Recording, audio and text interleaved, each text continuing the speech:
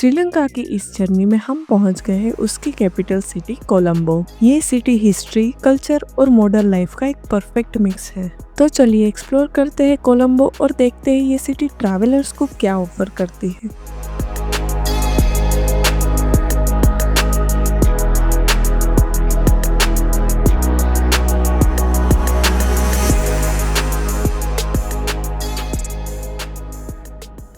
सबसे पहले बात करते हैं कि हम कोलंबो पहुंचे कैसे। यहाँ तक पहुंचने के लिए हमने की एक ब्यूटीफुल ट्रेन जर्नी। सुबह सुबह हम पहुंच गए गोल्ड रेलवे स्टेशन और फिर हमने यहाँ से की हमारी कोस्टल ट्रेन राइड।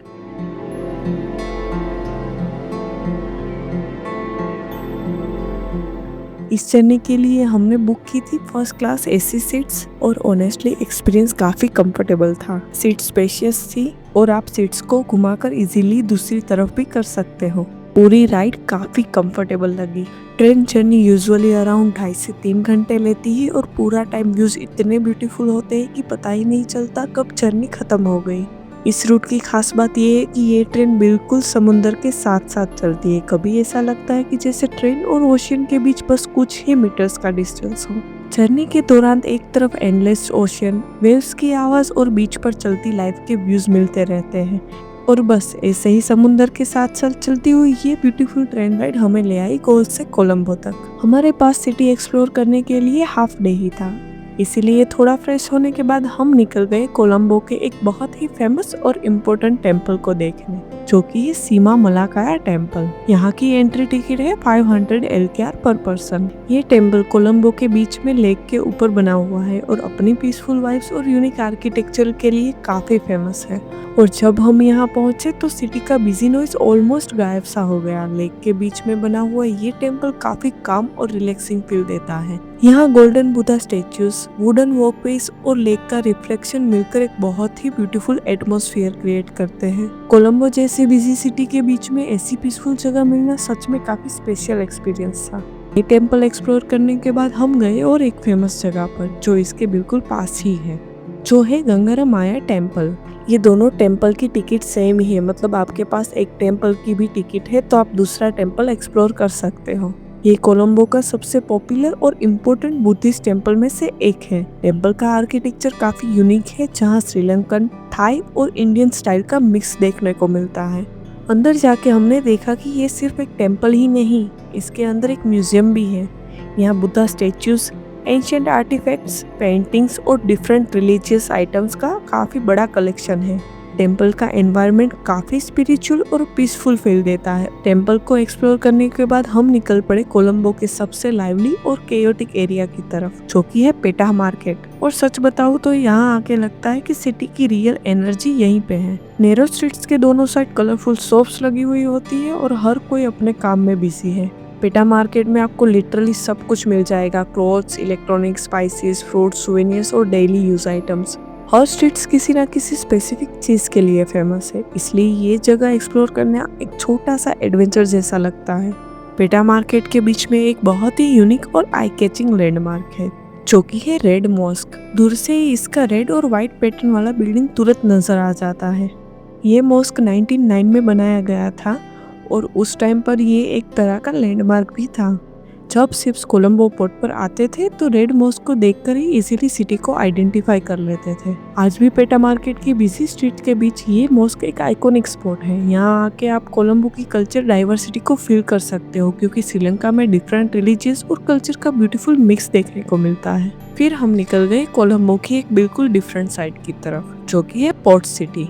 ये कोलंबो का एक नया और मॉडर्न एरिया है जो सी के ऊपर रिक्लेम्ड लैंड पर डेवलप किया जा रहा है। यहाँ आके लगता है कि जैसे आप किसी कम्प्लीटली डिफरेंट सिटी में आ गए हो। वाइड रोड्स, क्लीन प्रोमेनाड्स और सामने एंडलेस ओशियन व्यूज।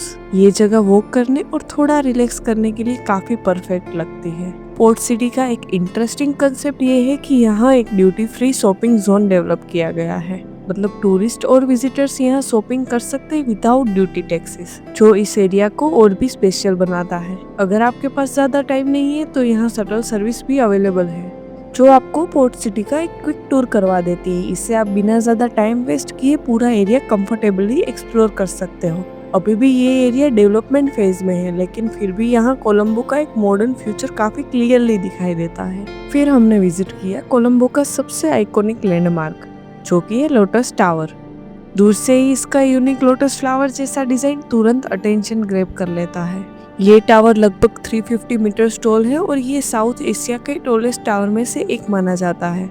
टावर के ऊपर ऑब्जर्वेशन डेक भी है, जहां आपको पूरे कोलंबो सिटी का 360 डिग्री पेनारोमिक व्यू देखने को मिलता है। वैसे तो ये टावर सिटी के ऑलमोस्ट हर एरिया से इजीली विजिबल हो जाता है, चाहे आप बीच साइड हो, मार्केट एरिया में हो या सिटी के किसी भी रोड पर ट्रैवल कर रहे हो, कहीं ना कहीं से तो ये टावर नजर आ ही जाता है। रात के टाइम जब टावर कलरफुल लाइट से इल्यूमिनेट होता है तो पूरी सिटी का चार्म और भी बढ़ जाता है। लोटस टावर एक टूरिस्ट अट्रैक्शन ही नहीं बल्कि कोलंबो सिटी की आइडेंटिटी का एक पार्ट भी बन चुका है। और फिर सनसेट देखने के लिए हम पहुंच गए कोलंबो के सबसे पॉपुलर सी साइड स्पॉट पर, जो कि है गोल्फ फेस बीच। शाम के टाइम ये जगह बिल्कुल अलग ही वाइब देती है। सेम एंडलेस ओशियन, ठंडी sea breeze, street food stalls और हर तरफ लोग सनसेट एंजॉय करते हुए। पूरा एटमॉस्फेयर काफी लाइवली और फन लगता है। एक इंटरेस्टिंग चीज जो यहाँ हर जगह देखने को मिलती है वो है कलरफुल काइट्स। बीच के ऊपर आसमान में हर तरफ लोग काइट्स फ्लाई कर रहे होते हैं, जो सनसेट के साथ मिलकर इस जगह को और भी ब्यूटीफुल बना देते हैं। आप कोलंबो विजिट कर रहे हो तो एक चीज आपको डेफिनेटली ट्राई करनी चाहिए, वो है अचारी फ्रूट्स। फ्रेश फ्रूट्स को स्पाइसी और टेंगी अचार मसालों के साथ सर्व किया जाता है। टेस्ट काफी यूनिक होता है और बीच पर खाते हुए और भी मजा आता है।